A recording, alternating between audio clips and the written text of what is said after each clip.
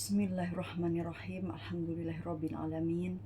Allahumma sholli wa sallim ala sayyidina Muhammad wa ala alihi wa sahbihi wasallim. Assalamualaikum warahmatullahi wabarakatuh. Jumpa dengan saya lagi, Neng Eva. Gimana kabarnya sahabat hikmah semuanya hari ini? Yang soleh dan solehah, yang baik hatinya, yang cantik dan yang ganteng lahir batinnya, yang tidak sombong, rajin menabung, serta rajin sedekah. Semoga hari ini sehat-sehat walafiat dan dalam lindungan Allah Subhanahu wa Ta'ala. Dan semoga kita semuanya mendapatkan kucuran rahmat, keberkahan, dan keridhoannya, serta mendapat syafaat baginda Rasulullah Shallallahu Alaihi Wasallam, baik ketika di dunia maupun di akhirat kelak. Amin, amin, amin ya robbal alamin.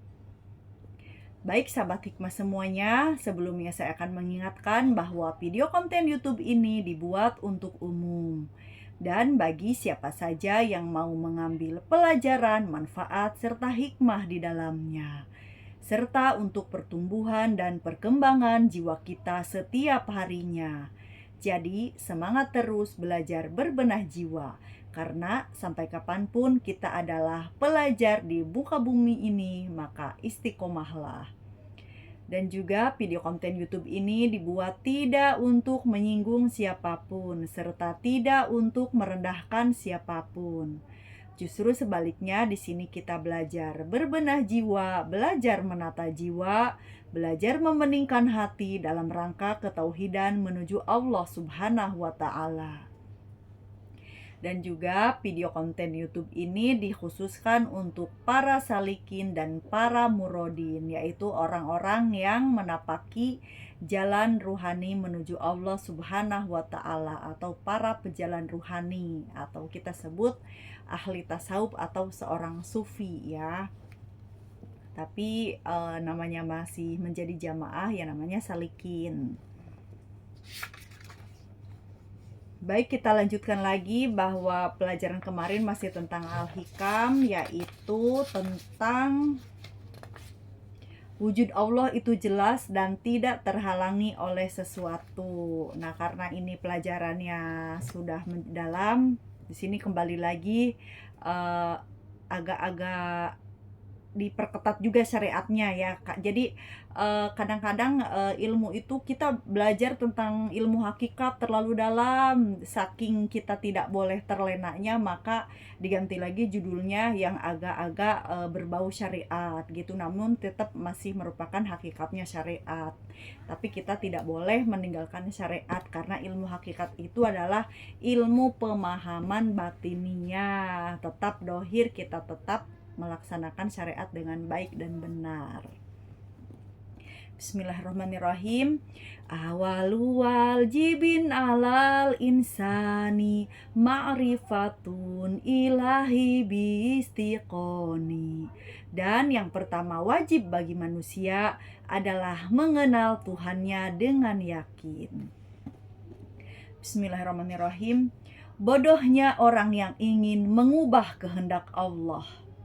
Bodohnya orang yang ingin mengubah kehendak Allah.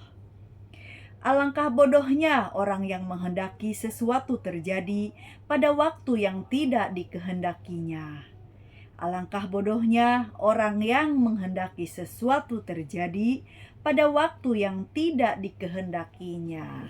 Artinya, yang keinginan yang bertentangan dengan kehendak Allah tentang waktunya. Maka kenapa ada makom sabar dan makom qanaah serta makom syukur? Artinya jika kita melaksanakan ketiga rangkaian amalan ibadah batin itu, maka insya Allah hidup kita itu mengalir apa adanya dikehendaki Allah selama tidak bertentangan dengan syariat gitu. Jadi intinya ya mengalir aja, alami aja gitu, nggak usah banyak keinginan, kalaupun punya keinginan cukup ungkapkan di dalam doa sebagai bentuk ubudiyah kita kepada Allah. Selanjutnya lupakan, ikhlaskan, lalu berdoa lagi, lupakan, ikhlaskan, selanjutnya berdoa lagi sampai keinginan kita itu dipenuhi oleh Allah. Tapi kemelekatannya kita tanggalkan, kita lepaskan, namun tetap berdoa gitu ya. Jika hati atau tubuh seorang murid sedang berada dalam satu keadaan atau ahwal tertentu, ia harus tetap menjaga kesopanan di hadapan Allah dengan merelakan diri untuk berada atau tetap berada pada keadaan tersebut sampai Allah sendiri yang memindahkannya dari sana. Dengan satu catatan, keadaan tersebut tidak bertentangan dengan syariat ya. Nah, udah tadi disebutkan ya. Misalnya, jika ia sedang berada dalam keadaan terlepas dari keduniaan atau tajrid, ia harus menahan diri untuk terus berada dan rela dalam keadaan tersebut sampai Allah sendiri yang memindahkannya ke keadaan yang lain. Jika terbersit di hatinya keinginan untuk mencari penghidupan atau kasab, itu artinya ia tidak sopan kepada Tuhannya karena ia sudah menolak keadaan yang dikehendakinya untuknya. Demikian pula, seorang murid dianggap tidak sopan terhadap Tuhannya jika ia sedang berada dalam satu pekerjaan, namun ingin pindah ke pekerjaan yang lain, atau sedang berada dalam keadaan miskin, namun ingin menjadi kaya. Artinya, dalam kondisi apapun kita harus tetap ridho atas ketetapan Allah yang telah ditetapkan untuk kita. Jadi berbagai kondisi, keadaan apapun batin kita atau dohir kita, selama itu tidak bertentangan dengan syariat, maka hati kita itu wajib untuk qanaah gitu. Artinya menerima apa adanya, menerima kenyataan, menerima pemberian Allah, suka maupun duka, susah maupun senang, lapang maupun sempit ya. Kalau memang itu dari Allah, hendaknya kita ridho ya. Jadi tidak perlu ingin pindah dari suatu kondisi ke kondisi yang lain, berarti itu kan tidak menerima kenyataan dan tidak bersyukur artinya ya. Tapi kalau kita ridho, kita kita ikhlas menerima semua kenyataan ini ya memang itu harusnya seperti itu gitu kondisi batin kita ya, karena ini adalah ilmu tentang batiniah. 40 tahun silam seseorang berkata kepadaku, bila Allah menempatkanku pada satu kondisi atau ahwal, tidak pernah sedikit pun aku kesal. Bila Dia memindahkanku ke kondisi lain, tidak pernah sekalipun aku menolaknya. Ungkapan ini adalah buah dari ilmu dan pengetahuan makrifat tentang Allah dan ketuhanannya. Jadi, kalau kita bisa mengerti dan melaksanakan tentang ini yang telah dibahas ini, maka seseorang itu bisa dikatakan telah mengamalkan ilmu ma'rifatnya. Artinya sudah ma'rifat, makanya dia ridho atas qada dan qadarnya Allah Subhanahu wa ta'ala. Jadi tetap mengalir apa adanya, alami aja gitu ya. Jika seseorang membenci keadaan dirinya saat ini, lalu ia bersikukuh ingin pindah dari keadaan itu dan menghendaki keadaan lain yang berbeda dengan apa yang ditampakkan Allah kepadanya, itu artinya ia tidak mengenali Tuhannya sama sekali dan sudah bersikap tidak sopan terhadapnya. Nauzubillah ya. Tentu ini adalah tindakan menentang hukum waktu yang diisyaratkan oleh kaum sufi.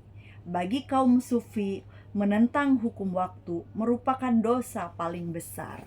Karena mengapa merupakan dosa paling besar bagi kaum sufi? Karena telah menentang takdir, menentang kenyataannya Allah yang telah Allah berikan kepada kita gitu. Ya sudah seharusnya kita sebagai hamba ikuti saja kehendaknya gitu, taati perintahnya, ikuti kehendaknya, mengalir apa adanya sehingga hidup terasa nikmat. Kita lanjutkan lagi kata hikmah berikutnya. Jangan meminta Allah untuk mengeluarkanmu dari satu kondisi agar kau bisa dipekerjakannya Jika memang Dia menghendaki, niscaya Dia akan memperkerjakanmu tanpa harus mengeluarkanmu dari kondisi itu. Maksudnya adalah, jika kau mengira bahwa keberadaanmu di satu kondisi telah menghambatmu untuk mendekatkan diri kepadanya, jangan memintanya mengeluarkanmu dari kondisi itu, karena jika Allah mencintaimu dan kau termasuk ahli irodah yang dikehendaki Allah, Allah akan memperkerjakanmu dengan penuh kasih sayang, membimbingmu untuk melakukan amal-amal soleh, dan menyibukkan hatimu dengannya tanpa harus mengeluarkanmu dari kondisi lamamu. Jika seorang murid berada dalam satu kondisi yang tidak sesuai dengan tujuannya, namun dari sudut pandang syariat kondisi itu tidak terlarang, tak layak baginya untuk menghendaki keluar dari kondisi itu dan menentang hukum waktu. Sebagaimana dijelaskan dalam hikmah di atas, ia juga tidak layak meminta Tuhannya untuk segera mengeluarkannya dari sana, agar bisa dipekerjakannya pada kondisi lain, karena kondisi itu adalah pilihan Allah dan ia tidak perlu bingung dalam hal ini. Artinya, nikmati saja, syukuri saja apa adanya.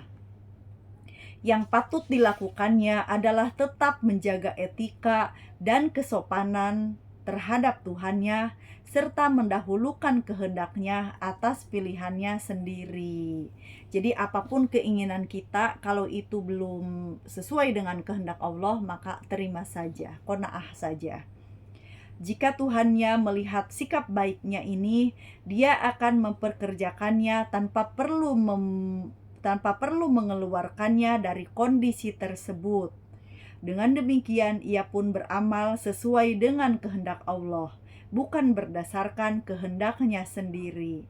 Tentu itu lebih baik baginya daripada mengedepankan pilihannya sendiri. Akan lebih baik lagi baginya bila ia juga meyakini bahwa ia akan mencapai tujuannya tanpa harus keluar dari kondisi tersebut. Lain lagi halnya jika ia berada dalam kondisi yang tidak sesuai dengan syara.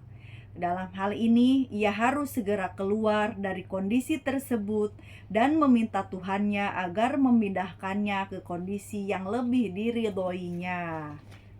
Nah, jadi maksudnya kalau misalkan keadaan kita sedang tidak sesuai dengan syariat atau hal yang bertentangan dengan syariat, maka kita boleh menghendaki agar Allah itu memindahkan kita dari satu kondisi yang tidak sesuai dengan syariat ini menuju ke kondisi yang sesuai dengan syariat gitu ya. Tapi kalau misalkan hanya keadaan sedang miskin lalu ingin menjadi kaya, maka kalau memang Allah menghendaki kemiskinan, maka kemiskinan itu adalah lebih baik dan terbaik bagi kita untuk saat ini, karena keridhaan kita dan keikhlasan kita menerimanya, bahwa bukan mustahil Allah pun akan memindahkannya kita dari kondisi miskin tersebut ke kondisi yang kaya. Tapi syaratnya ya pertama qanaah dulu gitu ya. Jadi intinya lillahi ta'ala aja ya, namanya kita udah belajar tentang spiritual, jadi keduniawian itu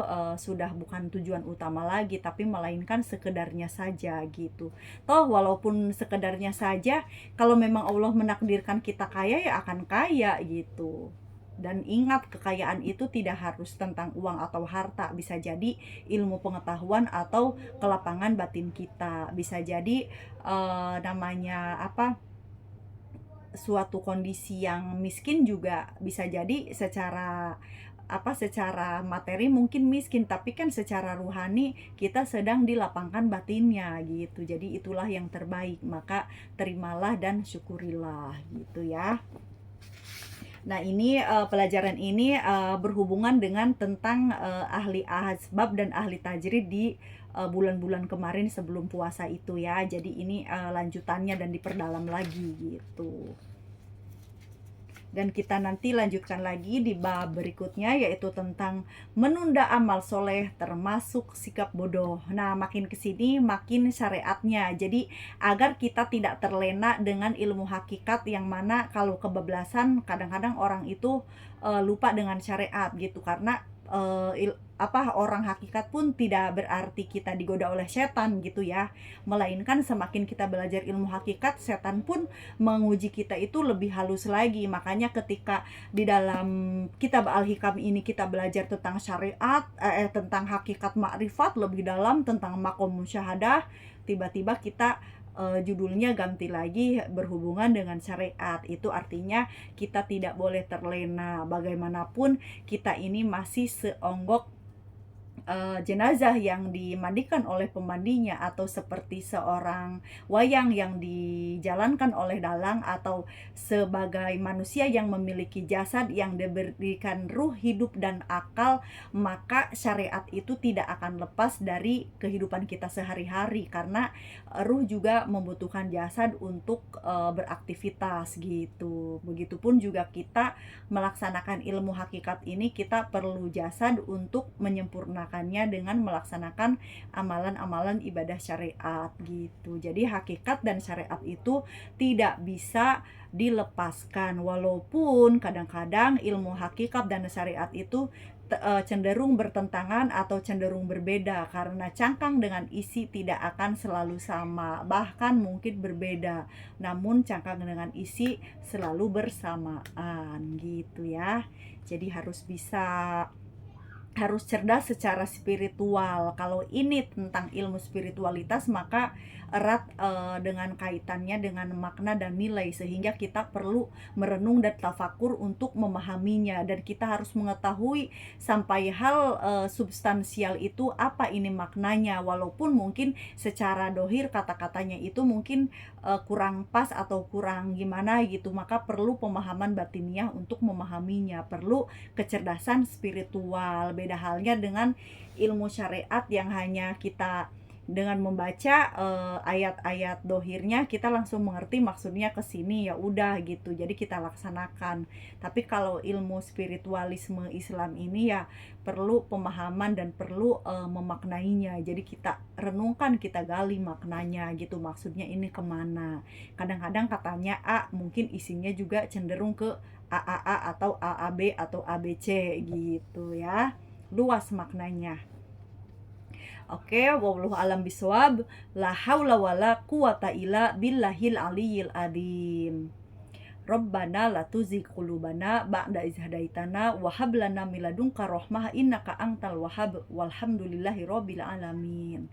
Semoga bisa difahami dan cukup sekian. Saya mohon maaf kalau ada kekurangan dan kesalahan dalam menyampaikannya. Saya hanya manusia biasa yang belajar dan terus belajar. Ambil baiknya dan buang buruknya, dan semoga bermanfaat. Minal aidin wal faidin, mohon maaf lahir dan batin. Wassalamualaikum warahmatullahi wabarakatuh. Orang baik pandai mengambil hikmah, sehat lahir dan batin is the best always. Syukran jazilan.